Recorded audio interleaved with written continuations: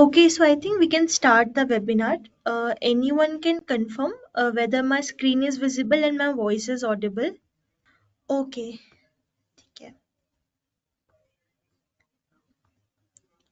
Okay, so hello everyone and welcome to a webinar on Unmasking the Trap, a study of Canary token. I am Nandini Bharadwaj, the operating officer at CWL, and I'm excited to have you all here with us today. So let's get started. So before we start, let me tell you a bit about us. So CyberWarFare Labs is a leading cybersecurity infosec company offering comprehensive solution to help individual and organizations to develop essential cybersecurity skills. Our offering includes LMS, that is Learning Management System platform, in which we will provide enroll user with course study material including HD videos, PDFs, and wide range of cybersecurity courses. The second one is CCSP Labs Portal. So here we offer theme-based design labs to simulate real-world scenarios. User can start their labs at their own convenience, providing flexible hands-on practice. And the third one is Learning Infinity Learning Platform. So it is a plug and play platform offering immersive learning experience with challenges across red, blue, and cloud security domain. Also, CWL supports customized on-site training requests and accept bulk order for corporate training needs. So for more information or to place an inquiry, contact us at support@cyberwarfare.live. Okay, so let's move to next slide. Okay, so our today's speaker is Abhijit Kumar. Abhijit is a cybersecurity researcher with expertise in red team operation, network security, cloud infrastructure, and Linux system. He is also passionate about researching adversarial techniques and procedure, and frequently experiments in his home lab. So we are excited to hear his insights today. So that's all about the speaker. And dear participants, as promised, we are excited to share that you will receive your attendance certificate and video recording with the PDF material of the webinar. And along with that, all the participants who are attending this webinar will get guaranteed access of their Infinity Learning platform just after the webinar. So, thank you for being part of this engaging session, and we will look forward for your continuous participation. So, without further ado, I would like Abhijit to take over and let's get started. Hello everyone. Can anyone confirm if the screen is visible and I am audible? Okay, great, great, great. So, deception is something that has been practiced for a very, very, very long time, during the early ages, like dark ages, and whatever ages were there, deception was a part of it. Even these Sun Tzu, the famous Chinese strategist, he also mentioned this, like deception is something you need in order to win. So let's see what actually is deception. So if you look into this particular image, you can see like in the first part of the image, you can see the animal is looking like a tiger with these stripes. But if we get closer, we can see it's just a dog with the shadows of the grill. So this is actually what is deception. Now, coming on to the topic of deception engineering, it is something where we trick the adversaries via the means of deceptive deployments. These deployments could be anything uh, these could be your tokens, these could be your simulated machines and whatnot. And once the attacker they trigger these deception mechanisms, defenders get the alerts, and then they can know, okay, so someone is snooping around here where they are not supposed to be. Someone is using this credential which they shouldn't be able to do, and this is how it goes. Some of the industrial products for the deception is Zscaler deception and Things Canaries, which are both of these are pretty much deployed across the enterprises and different other organizations. moving on to our main topic, which is the Canary tokens. So what are these Canary tokens? So they can also be known as the honey tokens, and they actually serve as a mechanism where we are just detecting the activity. So to give an example, let's say we have some AWS credentials in our database or in our code base. Let's say it's hosted on GitHub, or let's say it's hosted on a particular Git repository, which is not available publicly, or which is not displayed anywhere on the website of the company. So if anyone uses these credentials from that hidden repository, then the organization or the defenders, they know key, okay, someone is snooping here, and that is how this tripwire mechanism actually works. And some locations where we can include these honey tokens or canary tokens are the applications. We can actually embed them into the executable files, and then we can run these files. And whenever someone is interacting with these executables, the running executables, we can get a idea about like someone trip, they send a trigger, and we know, okay, okay, someone is in this system and someone is messing around with it. Then again, the second one we can have is credentials. So we can embed these honey tokens or canary tokens into the credentials. And once these credentials are used for the authentication purposes, we get alert and we know, okay, so then someone is um, locking with these credentials, or something must be wrong. Someone must be inside our network, or someone must be in that particular place where these credentials are. Then comes the third one, which is file. And these files could be your normal document files. These could be your network shares, or whatever any files that we have. Like these could be PDFs, Word, Excel, network shares, database files, anything. Like we can embed these. We can include a callback URL, and once they are triggered or once they are used, the callback URL gets the callback URL actually triggers an alert, and that alert goes to the defenders. And the last one, and I have to say last but not the least, because these are some of the common types. There are a lot more than these. There are canary tokens for almost every service or every thing, every like, file or every application you can imagine. They are for those. And okay, so talking about the URLs, so these URLs, so we can include in a lots of places. Like we can have it as a canary domain. So we can have a particular enterprise domain. We can create some subdomains or something which is not crawlable by the, let's say, CRLs, like certificate authorities. And if someone is attempting to enumerate that particular subdomain, which is not particularly available, we can know, okay, someone is trying to map our attack surface. Or we can embed them into the website files. So for example, we can embed them in JS, like JavaScript files or the CSS files. And when someone is trying to clone our website, we'll get a callback.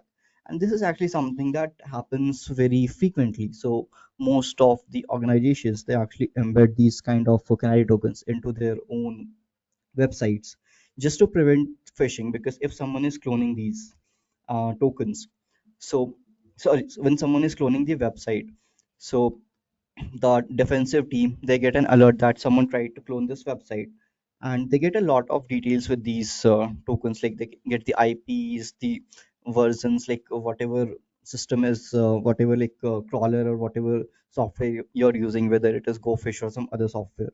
So they get a lot of telemetry on that, and based on that they can either try to lure the attackers furthermore, or they can try to you know kind of just shut down or harden their security measures. Now, we have talked about the canary tokens for a while. Let's see how their flow actually looks like. So, in this image, we have four segments. First, we can see that there is an attacker adversary, which is triggering the canary token. And let me enable this pointer. Just a minute. Yeah. So, there is our attacker. This attacker got access to some of the canary tokens. Let's say he got access to the AWS credentials. Now, if he has the AWS credentials, he might try to log into authenticate to AWS with these credentials. So once the attacker logs in with these credentials, this canary token gets triggered, and afterwards it generates an alert. So this alert can be cached by either the native logging mechanisms like Cloud Trail or something, or the defenders they can implement something their custom. And then once the alert is generated, once they see the alert on their security monitoring system dashboard, they can then further proceed with the actions, like whatever action is defined by their playbooks, or if they have some custom actions. Now let's see a couple of the canary tokens, and then we will look into how we can detect these tokens from offensive attackers perspective. So first type of token we will be looking into today is credentials based tokens. So these are basically consist of the keys, credential pairs or certificates. Like these are more some of the common uh, authentication measures that are used throughout the enterprises worldwide. So what happens is we have this credential based token, and an alert is triggered once any activity is launched with these credentials or these files or like keys. And once that happens, the attackers they actually have a very low to none idea about what is happening in the background, because this telemetry whatever is taking place, it is taking place in the backend in the environment where the defenders they have implemented a lot of security measures, right? And usually for this the defenders they actually kind of use the native logging mechanisms like we have discussed, CloudWatch, CloudTrail, these sort of things. They can trigger like create lambda functions which are simply parsing the CloudTrail log, so they can integrate it with the other services like Security Hub and like similar services. And these services are just an example of the AWS. Similar services are available across all of the cloud providers that are currently present in the market, and everyone has a different a name for the services and different infrastructure for deploying and creating or building on top of these services. Okay, so let's look into how we can detect these tokens. So first and foremost is the local decoding. So before even trying to authenticate with these tokens, we can actually try to decode. We can actually try to figure out whether these tokens are often Canary provider, or is it something that has been documented by the public. So for this, for if we have the AWS access keys, we can actually figure out the account IDs. And this was a very good research a few years back. I forgot the name of the original authors, and they did a great job into decoding this. And eventually, we get the account ID from the access key, and from there we can correlate with the other IOCs we have and other data we are gathering from our continuous red team operations. Moving on, we can also use the provider APIs or third party APIs. So in case of Microsoft Azure, we can use either the Graph APIs or we can use the AD internal tools, which are helpful for us to gather information about the tenant. And once we get that, we can again correlate with the other measures, other data we have, and then we can figure out whether it is a canary or not. And lastly, we can gather data from the publicly available indicator of compromises. We can gather this data from the community. In community, usually people share these sort of gotchas or these sort of trips that they got, and from there we can also build our database. And third is like we can also get from the vendors. So usually most of these vendors they have publicly available um, offerings. If even if not, they have the private offerings, we can subscribe for these offerings. We can get we can generate these keys, these tokens, these credentials, and then from there we can try to decode, figure out, and also from there we can build it. And we'll see a demo in this, like we'll see um, the tokens from couple of the vendors, and we'll see how they differ, and what happens. Anyways, moving is next. This second type of canary tokens we will be looking into is the artifact based. So these are like your document files or executables or the configurations file. For example, your kube config for the Kubernetes, your Excel Word document for the documents, executables for your like portable executables for Windows or DLL files. Also, just please give me 1 minute. Let me have some water. And meanwhile, if there is any questions, I'll be happy to take a look. Okay, I'm back. Please confirm if you can hear me. So this is the second type of um, tokens, artifact based, and we have already discussed how or what they are. Let's see what happens. So in the previous one, that was your credential based canaries, the callback or the triggers, it happens on the cloud provider's end. But in this one, artifact based canaries, the callback URL is actually embedded in the artifact itself. So once we analyze anyways, so this is embedded in the artifact itself, and they also implement the cloud native services for their detection, similar to the previous one, that is our credential based canaries. Now let's see how we can detect these canary tokens for the artifact based scenarios. So first is we can analyze the metadata of whatever artifact we have, and then we can look for suspicious fields. We can check the signatures, we can see if it is signed or not in case of binaries. And the second thing we can do is we can dissect these artifacts locally without executing.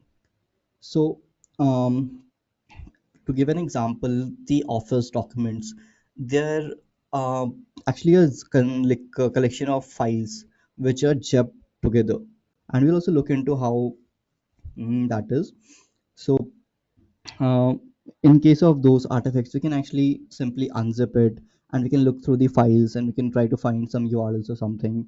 Or in case of binaries, we can open them in any of the reversing softwares like IDA, Gidra, or any of the available ones, and then we can look through the code, and then we can figure out, okay, so this is like a canary or not. Like there are multiple ways to do this, and these are two of the most common ways. And third is, if we want to analyze these canaries dynamically, we can actually open them in a sandbox and we can analyze the network traffic. So for example, if I have an executable, and if I'm executing it in a sandbox and I'm capturing the traffic with, let's say, Wireshark, and if it is the traffic, one of the URLs is going to a known canary vendor, I can know, okay, so this is the canary token, because it is calling to a known vendor, known URL, and from there I can um, be cautious proceeding further, or I'll totally disregard this particular token or whatever I got from the same place, because these are most probably canaries. And during an engagement, I would really not want to trigger these tokens, because that would be bad for the operation. The blue team, they can detect, they can block me, they can um, correlate the logs, they can map out the activities I did. So these are some of the things I would be cautious of, and uh, these are the things we should watch out for while we are dealing with any of the operations, because these are very common ways to trip the attackers, and this is actually why these deception mechanisms, they have been very popular. And also, I believe it was early 1990s when the first Canary product was released, and then I could be wrong here, but if I recall correctly, that was the time, and there have been like many developments in this field. Many of the vendors have implemented their own services, and these are again used by the enterprises, like from small to large. Anyways, so till now we have talked a bit about the canary tokens. We have seen two types of it, that is credential based or the artifact based, and we've also looked into how we can figure out whether these are the canary tokens or whether these are the benign artifacts. Now based on these we can draw some conclusions. So here is the first conclusion. If you see in this image, we can either block the token from this stage, that is adversary to token, and we can prevent the trigger.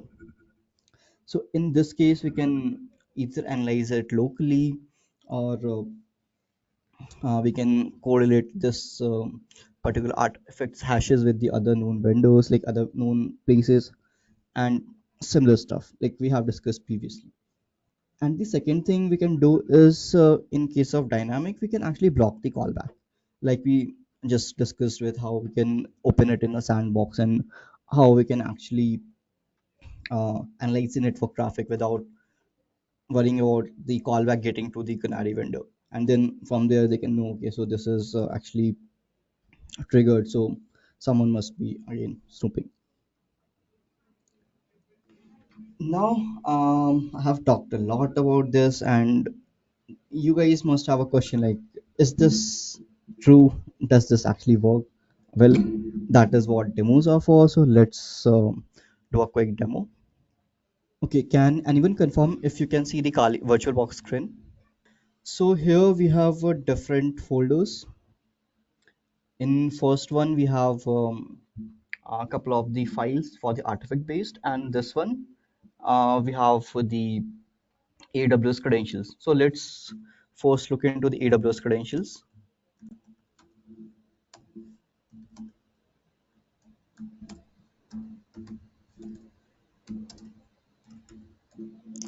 Now we have here, if you can see it, we have vendor one.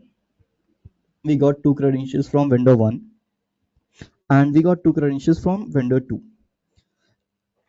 Now for this particular purpose, I'll be using some of the tools that were released by Zachary Asher. He did a very good presentation last year at Sans Hackfest, almost an year ago, and I have included the link for the particular talk in the resources section of the slide. Also, he had made a GitHub repositories where he had shared some of the codes, and I have actually forked the code, forked the repo. I have added some of the directions for this canary, and I have added the Python version for one of the tools which we will be using to detect the artifact based canaries.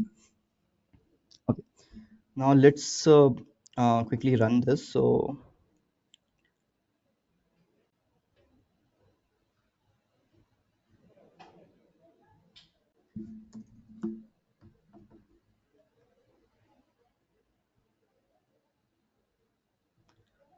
just a minute.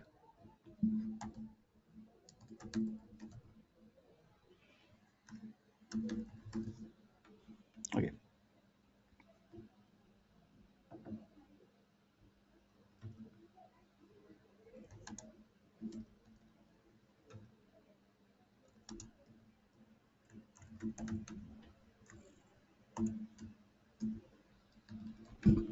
so here this is the tool we will be using, the first one, and it is a Python script which is simply iterating through a list of available or list of the known IOCs for the canary IDs, and then we are correlating. And this is the code actually, which is used for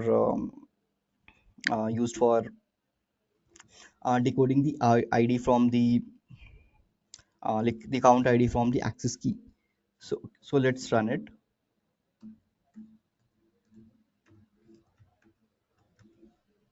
and let's copy the first key ID.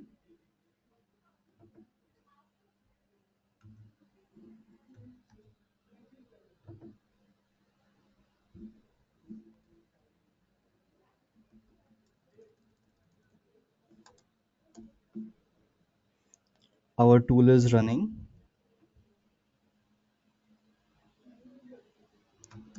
Okay, I think I know why this is not working. Actually, it was because I forgot to add the user in Python. So this was actually running as a shell script. Yeah. So we ran it with Python, and we can see like this is the okay, account ID is unique. I'm not really sure why. Wait, I think I missed something up.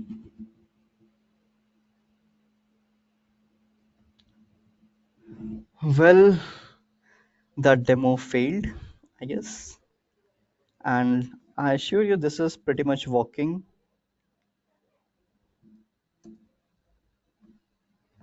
Okay, I think I know why.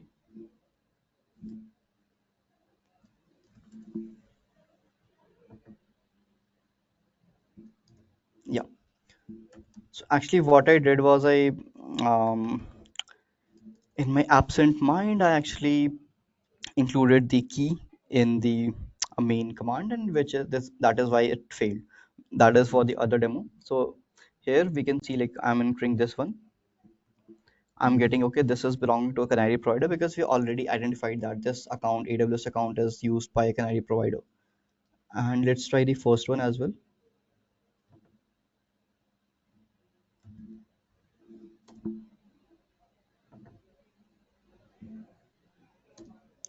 Again, we can see like these are the same account IDs and these belong to the same vendor, these first two keys. And let's go for the third key. And then we'll go for the fourth key just to have a show short.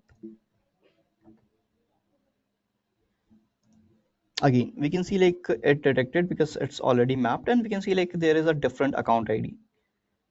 However, we have again identified that this account ID actually belongs to the Canary vendor, and then we know, okay, so this is a Canary.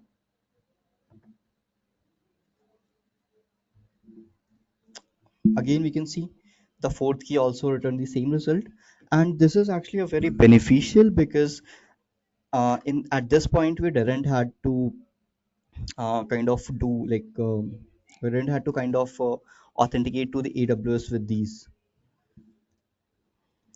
We can also try to do this AWS.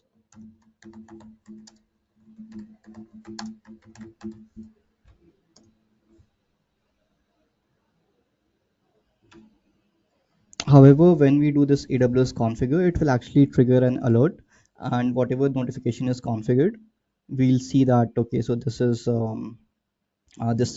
triggered somewhere, and from there the defender they can figure out, okay, someone is again doing the snooping. And now this is actually usually the first command anyone runs when they get access to this. Oh, yeah.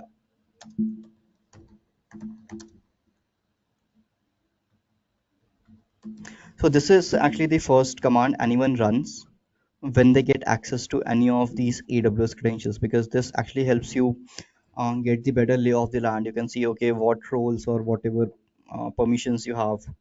And not sure why this is not working, but this is how actually you will do it. Let's try with the other one. And this is just to show you that these are actually valid credentials. And since this logging is generating some telemetry, so that is actually bad for our operation if this were to be a real world simulation.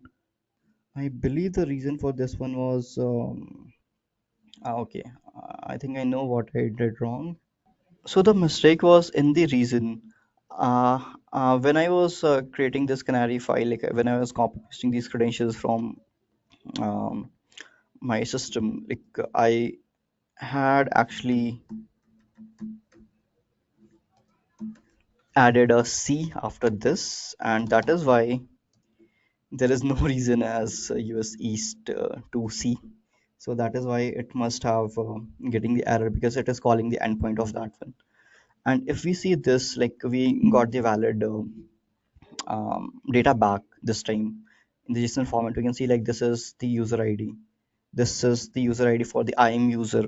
This token is based on. This is the account ID, and here we can also see like this is Canary tokens, like, and this is this. So this is actually this first Canary. It is actually from the canarytokens.org, which is powered by Things Canaries. And if you haven't tried them, do give them a shot for the research and for the purposes like if you want to build your deception mechanisms, or if you want to try out these things, because they're, in my opinion, pretty much a very good vendor, and they have a lot of publicly available tokens at canarytokens.org or canarytokens.com. I think it's org. You can try, and this is how you can like um, play with these tokens and figure out, okay, so what is happening and how these things actually work. And let's try the other one. This is for from the vendor number 2. And here we can see like this time we got a different username because this is from a different user. However, like this is how any of the AWS credentials they actually work. We have to ask AWS to authenticate us in the backend by providing these credentials, and they generate telemetry. So if I were to open the mail ID I configured for these trigger alerts, I'll get the notifications that these were triggered multiple times. And this trigger actually happens when you're running this these authenticationally configure and the caller identity. So do beware of that if you encounter any of these tokens like these AWS tokens or Azure credentials or your GCP credentials. So just be very careful while you are on engagement running these credentials just to get the lay of the land, because well, it could make or break the engagement. Anyways, going on to the second type of credentials that we discovered or we talked about is the artifact based. Here we have two files. One is the Excel file, other is the Word file, and these are both canaries, and we will see in a bit. Yeah. So actually, I had mentioned that they are the zip file. So what we can do is we can simply extract. Okay, wait, just give me 1 minute. Let's go back. Let's go to artifact based. Let's copy any of the canaries into uh, a zip file, and now we have a zip file. If we unzip it, okay, so this is actually not working. Okay, I think this worked. Yeah, so now we can see like we have different folders here, and these folders they can like have different purposes, like, and these are mostly made up of these XML files, your extensible markup language. And if we see like they have different like these fold like these files which actually make up any of the document files, and this is actually true for any of the files like we interact with, like PDF, like the Word files or the Excel files or the like even this PPT that I'm sharing right now. These files, like everything is a kind of a zip file made up of smaller chunks of file which are just grouped together. Anyways, let's go into the demo. So we have these files here. Now let's go to the our enumeration tools. Now we have a tool here that is we have a similar copy of the these. This is the original tool that Zachary wrote, and this is a Python fork that actually I wrote just to have something easier to deal with instead of using PowerShell. So let's open any of these. Let's open this Python one. So this is also a very simple Python script. What it is doing is what we did actually just now. So it is actually taking the file as the argument, whatever file we are including. So this file is being taken as the argument, and then from this particular file, we are actually searching for some of these strings, or actually we are not searching, we are actually using the reverse search. So here we have a particular pattern for the schema URL. So these document files, they actually have the schema URLs for a couple of the uh, domains, and then they might have some of the URLs from social media files or like social media services or some other services. So we are actually negating search for these, and we are actually printing everything that doesn't match this exclusion pattern. And we'll see this in a bit how that is actually useful. So let's run this and let's go back. So now I'm giving it this um, path for this, and we can say, okay, let me clear this. Let's clear this screen. And now I'm gonna run this particular script, and I'm giving it the path for this particular Word file which we just saw. So when I'm running this based on our particular um, our particular whatever we configured that time, so we had configured some exclusion URL. So this particular URL, it didn't fit into that pattern, and we can see like this is for the canarytokens.com, and it is doing a callback for this. And also like this weird error is something I'm seeing on Kali. I was when I was writing this particular script, or more like porting this script, I was using pure Debian, so there could be some issue, and I'll look into this when I get some time this weekend. Anyways, now we have done this. Let's see the Excel one as well. We are running this, and we are also seeing the same thing in the Excel file, and we are seeing the file name as well. Like in this file, like again we are getting a URL, and if you notice this,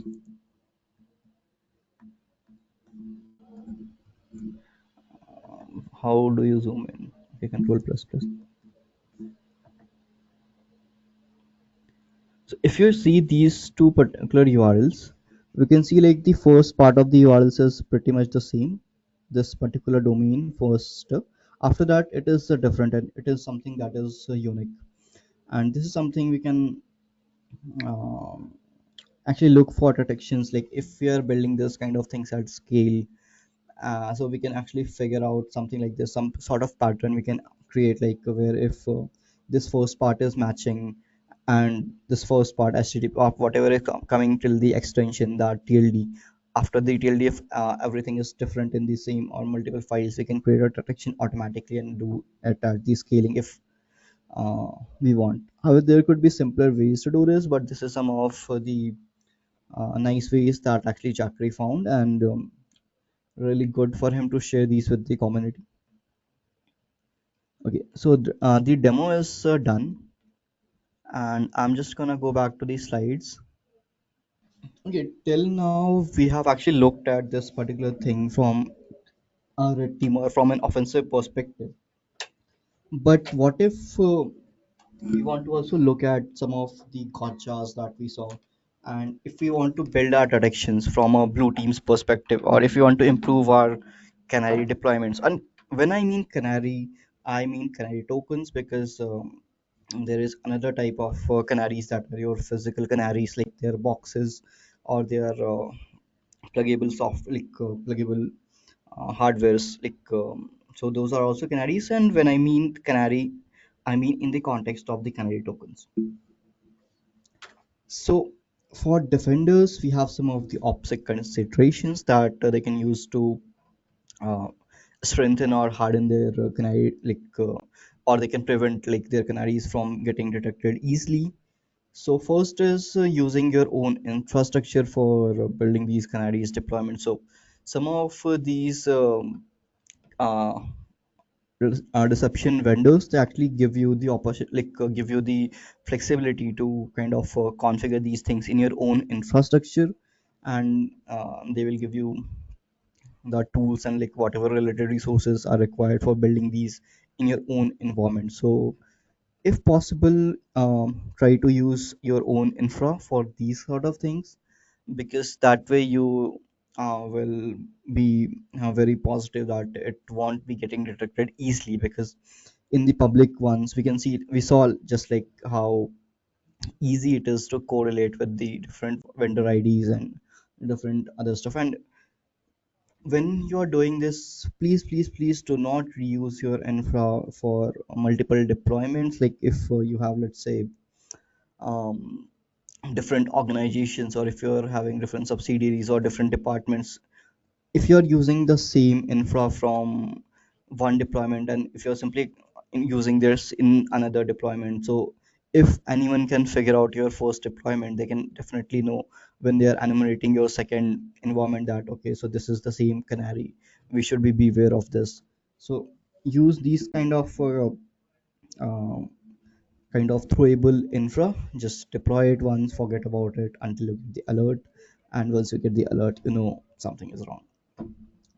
Then second thing is use some sort of CDNs or proxies or some sort of domain fronting to prevent your endpoint URLs. And because we also saw this in the Excel or the artifact-based canaries, like the URLs, the canarytokens.com, it was there, and that is a pretty much known URL, pretty much known IOC that this is a canary. So try to hide these behind so CDN.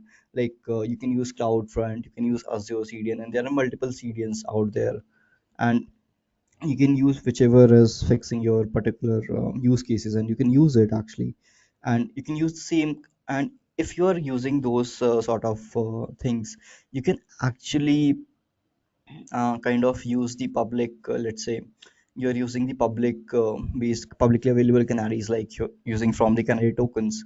And what you can do is once you get the file, you can actually modify it, or you can create your own files with those canary tokens, and then you can actually put it behind a CDN, and then you can actually embed that CDN URL in whatever artifact you're using. So in that way, if you're, for example, if you're using the CloudFront, so actually it is used while lots of enterprises and lots of legitimate organizations for multiple use cases. And once you're using this, it is a bit less suspicious because just to give you an example, let's say you have a website and let's say you have embedded some of the canaries in there. And if in any case whatever canary you have, let's say if you have it in a plain text, or let's say if you're using your own domain for detecting these sort of things. So if anyone knows ki okay, let's talk about a scenario. Let's say there is a company named Acme, and Acme has a website. They implemented some of these sufficient measures and they actually kept it in house. So they actually purchased a domain, and they put that domain, they configure that domain, and they put that domain in their websites to prevent the cloning.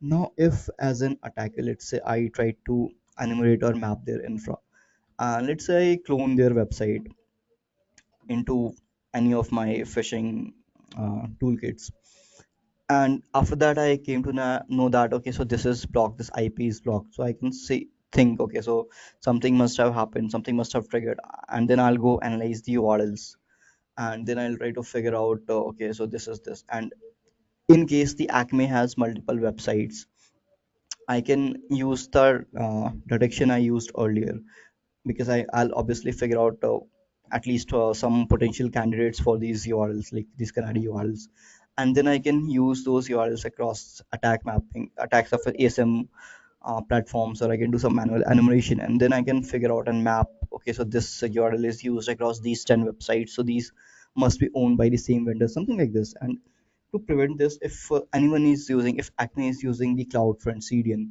so that is a pretty inconspicuous URL because it's used everywhere. So it will be very difficult for me to figure out or even kind of like map it or kind of try to correlate with the other different services. And similarly, like uh, these are for the directions. And once your canary is triggered, just rotate the credential, just set up new canaries, just deploy them wherever you want, and then you will be good to go. Because in that case, again, if it is triggered, it is out there. Someone knows that there is a canary, or someone will eventually figure out. So they can share it with the others. I mean, you can actually keep it for a perspective of kind of correlating the attacks. However, it's a better idea to rotate. But anyways, like it depends or varies upon the organization to organization. And with this, we are near the end of the talk. This is the resources page. The first link is Zachary's talk for the SANS Hackfest last year. The second one is the original repo where he shared the tools, and third is the fork where I have added couple of the tools. So I have actually added the couple of Canary vendor IDs into the AWS one, and I created the Python module, like Python version of the Office artifact detection. So with this, we are ending the webinar. And before we end, I was reminded by our marketing team that we are actually running some offers right now for the Black Friday. I'll quickly go to the website. And meanwhile, if you guys have any questions, feel free to send them in the chat, and I'll look into them. Yeah. So actually, there is one question that is Canary tokens can be detected by the known callback URLs, and how, as a SOC analyst, we can create the custom ones. So yeah, so this is actually something we discussed a couple minutes back. So it is actually when we are using the CDNs or some sort of domain fronting, so we can have our own URL. Yes, yes, it was answered, but again, yes. Infrastructure for configuring canaries. Okay, so actually for this particular part, this infra configuration, our team actually did a webinar sometime back, and not webinar, but it was a workshop sometime back, and they actually talked a bit about these building these defenses, and like building these canaries, deploying them across multiple different platforms. So I'll just, so once let me do this marketing team's task, and then I'll look into that particular talk. So this is something we are actually running this Black Friday sale right now, and we are giving up to 80% off on our some of the bundles. And you can simply, I'll just paste the link in the chat if anyone is looking into this. So just a minute. I have shared the link in the chat for the Black Friday sale. You can check out our different bundles which we're running, and the offers are varying from different the highest is, if I recall correctly, is 81% or 80%, but yeah. And then we have different bundles for each of the teams. Like we have the red team bundle, we have the blue team bundle, we have the pen testing bundle, we have the cloud bundles. So look into these, and this offer will be I think valid till the Black Friday or till the end of this month. I'm not really sure till when, but if you want to grab, this is the time for you to grab it. And I'm just gonna quickly go to YouTube. I'm gonna search for the one I talked about, the infrastructure.